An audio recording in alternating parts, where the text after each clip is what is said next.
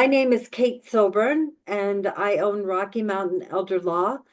We have been in business 6 years this month, and I've been a lawyer for now almost 26 years, and originally practiced in New York, kind of cut my teeth on big law firms there, primarily in the field of trusts and estates. I grew up in Crested Butte, so returning to Colorado was the smartest decision that I've ever made, namely because I met my husband on a job interview here. He wasn't at the job interview, just to be clear, but I didn't get that particular job, but I did meet my husband and made a decision to return to Colorado about 20 years ago, and have been happily here ever since. I live in Lakewood and practice law in Lakewood, but my law firm serves clients up and down the Front Range, as well as on the Western Slope. I still have a number of clients in the Gunnison Crested Butte area, as well as Vail and some other high mountain communities. So let's jump right in. Why is elder fraud so serious?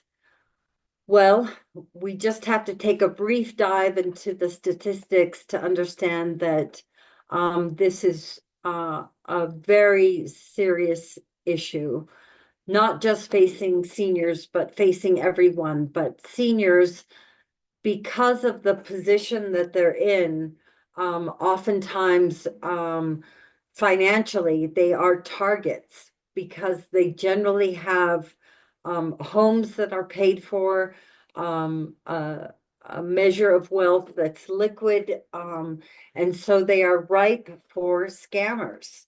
So in 2023, the FBI Internet Crime Elder Fraud Report found that total losses due to elder fraud were $3.4 billion in 2022.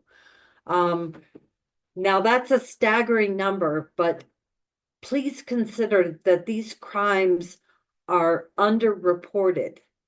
And oftentimes, people who are scammed or the victim of financial exploitation do not report the crime because of embarrassment, because they don't want anyone to know. So this is a very low number. In that same year, there was a 14% increase in complaints filed from 2022. So the number is going way up. The average victim lost $33,000 due to these crimes. So we're facing a very, very serious issue about the amount of money that's being stolen and the number of people who are the victims. So who commits elder fraud? Well, it runs the gamut, but unfortunately, it can be an adult child or other relative. In my practice, I do a fair amount of financial exploitation, and almost to a person, it is either a family member or in addition, a trusted individual such as a caregiver, a legal guardian, investment advisors, or new friends. And often it's the friendliest stranger you've ever met, who calls and engages a person on the telephone and befriends them.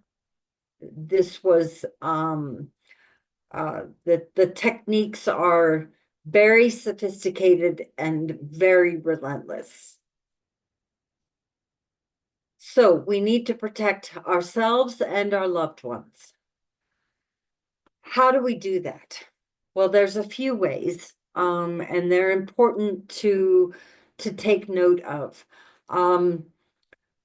At the outset, I want to just encourage people to freeze their credit. If you're not looking for a mortgage or a car loan freeze your credit, um, monitor your credit reports, consider dark web and credit monitoring services.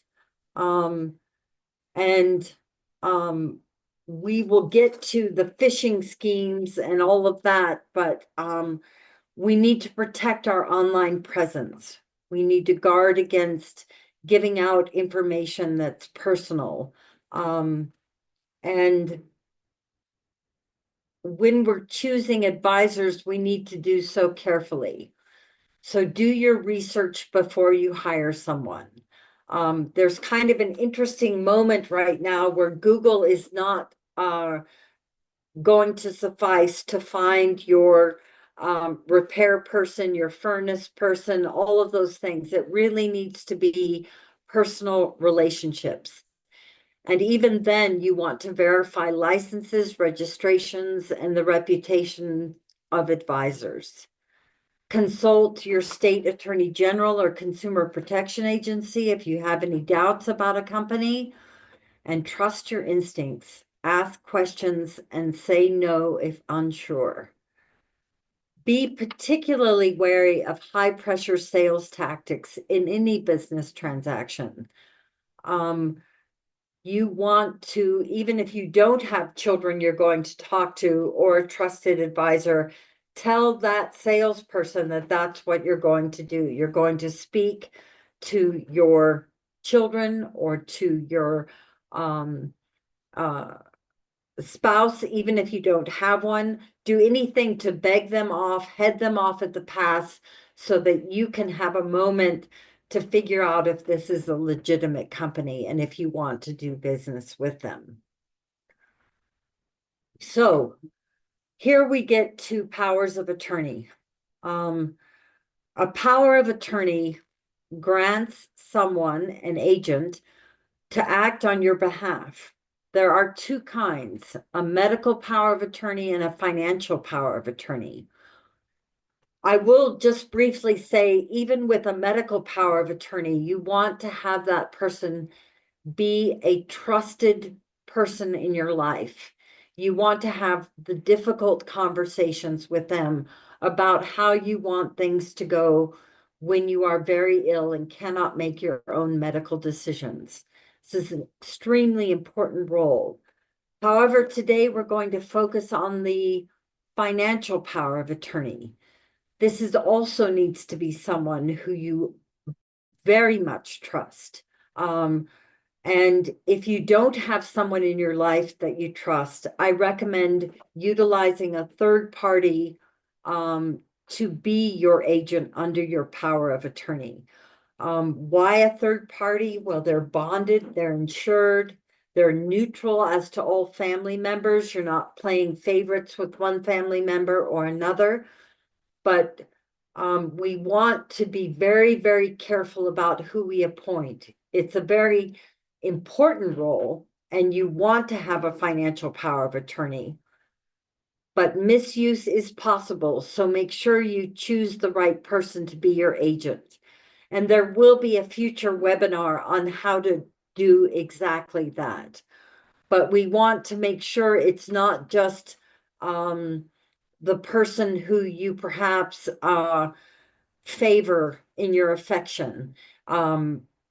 It needs to be a person who is financially sound. And what I mean by that, has good credit, has their own employment, their own investments, understand that they have to keep your money completely segregated from their own. They know how to balance a checkbook, and they know how to set up separate accounts and do accountings, because it's very important that they know how to handle money. And in terms of accounts, they need to be someone who you would trust to help monitor your accounts for any kinds of fraud or improper charges or those kinds of things. So we want someone you're very comfortable with and also whom you trust and has their own financial acumen and ability to handle and manage finances well. So you also need to protect your personal financial information. I just talked about freezing your credit, monitoring Fed credit reports, but we want to be very, very clear. There's a very popular investment scams that are out there, very popular tech support scams, impersonations of the government scams. So in these types of scams, they're going to want you to share bank account numbers, social security numbers, PINs, or passwords. Don't ever do so unless you initiate the contact with any of those companies or government agencies. Be extremely cautious of unsolicited calls, texts, or emails requesting sensitive information. You never give that over the phone or over an email. And again, this goes without saying, but use a safe or shred documents for document protection. You want a good shredder, a secure shredder, but you don't want to just throw financial statements or social security statements or anything that has your personal information on it in the trash. So monitoring your accounts regularly. A lot of us have gone paperless. We don't get paper statements, and so we just kind of electronically bank blindly. This is not a good approach. We want to, every time your statements come through, to either print them out or go over them on the computer screen line by line to look and verify the charges. Unauthorized transactions can not always be big charges, but there's such a thing as fraud being tested for small amounts and then they go for the big amounts. So you want to report any suspicious activity to your bank immediately. And again, I talked about freezing your credit, monitoring your credit reports, but you want to do them from all three reporting agencies, Equifax, Experian, or TransUnion. It's a hassle. I'm not trying to say today that this is easy stuff to do, but it's deeply important to do, because if you timely report a fraudulent transaction on your account, you are not liable for it. And that is the timeliness 6 months down the road is going to be too late. Usually banks want a report within 30, 60, 90 days at the longest. So I talked about hanging up if anyone ever solicits you on the phone or by email to make an urgent financial transaction or decision. Hang up immediately, shut down your computer. You need to take time with financial decisions. Understand all financial transactions fully. If you don't, it's time to bring in your agent under your financial power of attorney or a trusted financial advisor to really talk through whatever is being asked of you. Particularly if it involves switching accounts or trying a new investment, anything like that. Again, walk away from anyone pushing for immediate decisions. Don't give in to high pressure tactics. So I want to be clear here, reverse mortgages are not always scams, but there are reverse mortgage scams out there. And seniors are targeted because these loans are for people 62 or older, but also they target people who have a lot of equity in their home. These can be complex products that they don't always, but they can involve deceptive practices. You want to consult a HUD-approved housing counselor for guidance and avoid high-pressure tactics and unsolicited offers. If it sounds too good to be true, and sometimes these products can sound that way, it usually is. So I sounded a brief note of caution earlier on about social media. Please avoid posting personal details like addresses, birth dates, or family activities on social media. I know it's tempting, but criminals can use this information to impersonate relatives in distress. Be selective with your social media audience. And on a sort of broader note, be particularly careful about what information is contained in obituaries. A lot of people list out everybody that the decedent, the dead person's relatives, including their mother's maiden name, all kinds of information that we use to get into things like bank accounts. So be very, very cautious about posting an obituary that has personal details of a decedent, because even a dead person's identity can be stolen and used improperly. So let's get into the common scams. We want to recognize these because they are sort of a family of various tactics used to gain access to people's finances and wealth. The number one scam is an investment scam. Usually this is someone who grooms the victim over time, and then just sort of drops in casual conversation after sometimes weeks, months of texting and calling just to see how somebody is. And then they just drop a little bit of information about, I made a whole lot of money doing XYZ. And if you ever want to learn about it, just let me know. Well, most people are going to want to know how another person made a lot of money. So what happens is that the bait is, okay, so tell me about this investment deal that you were in on. And it goes on and on. And these investment scams can cost victims hundreds of thousands of dollars.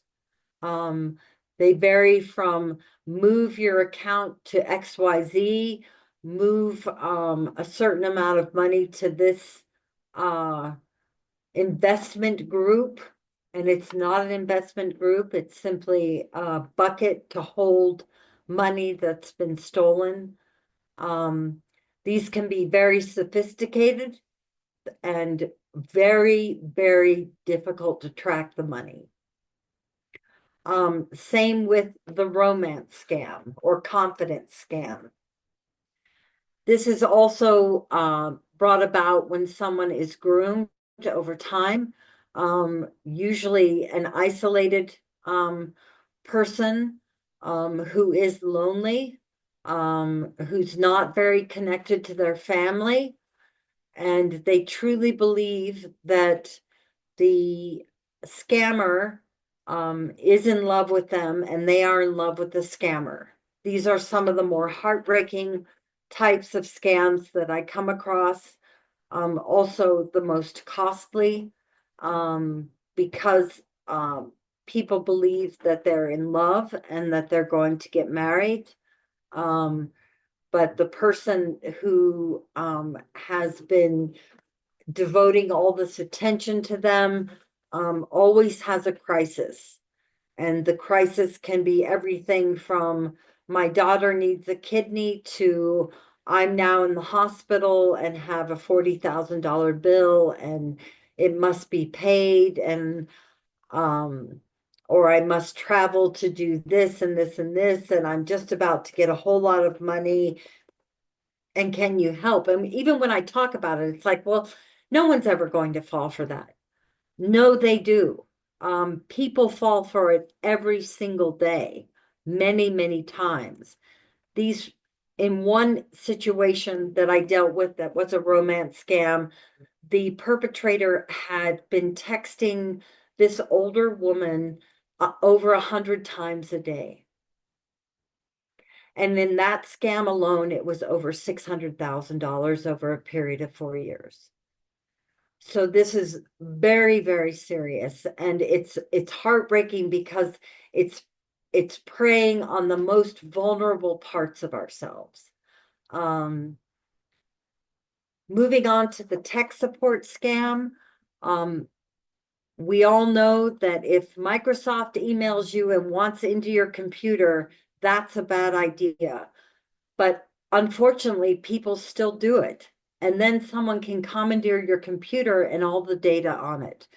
So the tech support scam is something to definitely watch out for. Never click on a Microsoft email. They are absolutely, Microsoft is not going to contact you for tech support, nor is anyone else unsolicited. So don't ever respond to that or click on anything or allow access to any of your devices, including your computer. The grandparent scam has received a lot of publicity. It's, the grandchild posing in distress in another country or in this country and needs bail money, that kind of thing. The one note of alarm I will sound about that is that AI has allowed people to be mimicked to a degree that it's almost impossible to determine if it's not your grandchild by voice alone.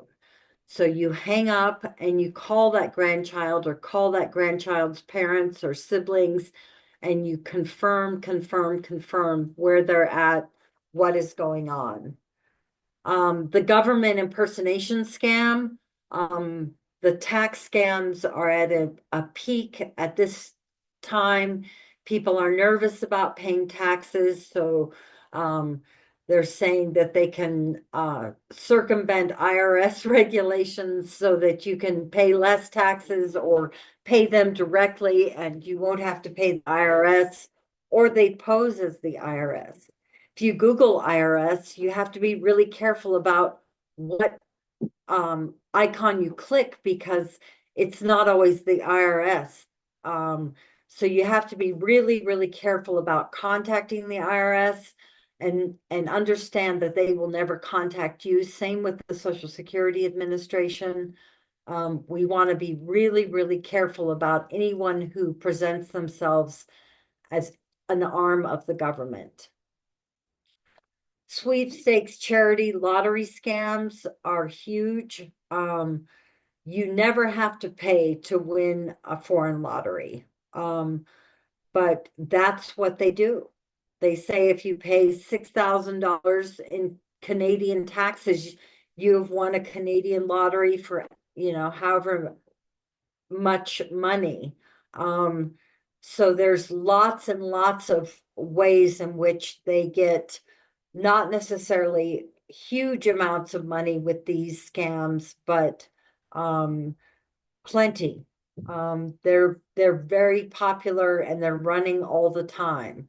TV, radio, social media scams.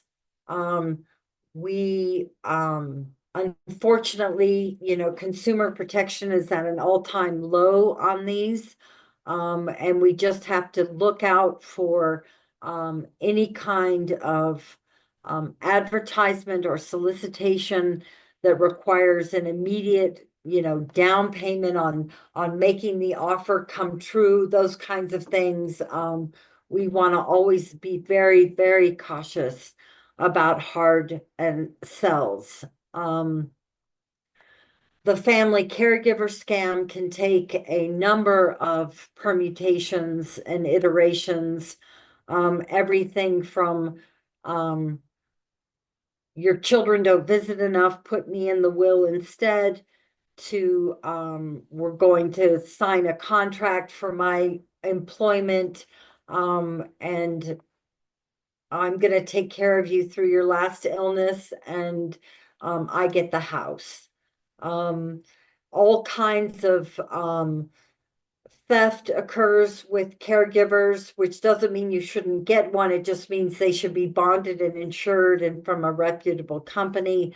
But the family caregiver scam can take a number of turns. A lot of times, these relationships, particularly if the caregiver moves into the house, uh, can turn quote unquote romantic, and the family caregiver can assert in a state like Colorado, one of 7 states with common law marriage, can assert that they're now married to the older person who is uh, being cared for. So we always want to caution and monitor carefully caregivers who kind of move in on people, whether as a romantic partner or as someone who's kind of commandeering the household, commandeering the estate plan, commandeering who gets to see the older person, who gets to talk to them. So we want to be very, very cautious about things like that. Fake checks are pretty self-explanatory, but we want to guard our checkbooks and make sure that if we get a check in the mail, now we have electronic deposits and you can take a picture of your signature and take a picture of the check. You want to instead go to your bank and have them verify that a check is real. We're just at that place now, copying checks and kiting, excuse me, not kiting checks, but that's a whole other thing, has gotten so good that fake checks are almost impossible to spot unless you're a professional. So make sure that if someone gives you a windfall in a fake check, that you verify that it's actually a real check, and that it clears before you write anything against it. Telemarketing fraud, that is unfortunately a way into people giving out too much information about themselves. Good fraudsters in the telemarketing world will be able to get somebody to tell them all kinds of things about themselves that are private and shouldn't be shared with a stranger, particularly a stranger who is trying to discern if you own your home, if you have other investment accounts. And people are proud to own their home and they're proud to have investment accounts. So sometimes they'll answer this line of questioning, but then the person calls back again and again and again. And then sometimes it turns into these other kinds of schemes. So how do we stay informed and stay protected? Financial fraud is on the rise, and awareness is your first line of defense. You need to take proactive steps to safeguard your finances and personal information. Again, we want to really encourage you to, you know, ask questions when your personal information is requested, and hang up when the nosy person is posing as any one of the persons that I just listed. Always try to visit reliable resources like the FDIC, consumer news, and government websites for more tips. Obviously, I got a lot of my data from the FBI. This is on the radar because it is just simply so rampant and pervasive. So we have a guide to financial exploitation, which you can download, and we encourage you to do so. You are also welcome to contact our office if you want to discuss this